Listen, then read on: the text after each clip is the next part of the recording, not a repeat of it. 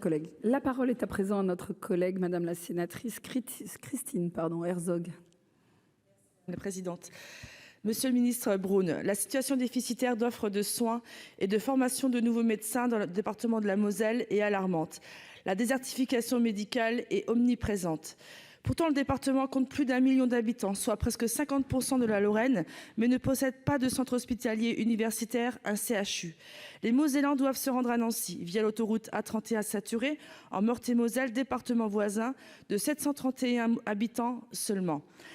Cette étrangeté fait du département de la Moselle le parent pauvre de la santé publique hospitalière, avec une densité de 126 médecins pour 100 000 habitants, quand la Meurthe-et-Moselle en compte 164.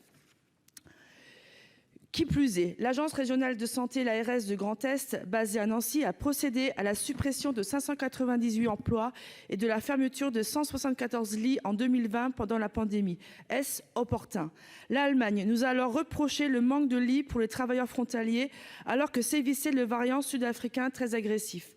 Je me suis battue contre les décisions de l'Allemagne et ai fait appel au président de la République, qui a pu obtenir de Berlin à la mi-mai 2021 un infléchissement des contraintes subies par les travailleurs frontaliers dans leur course contre les tests des 48 heures.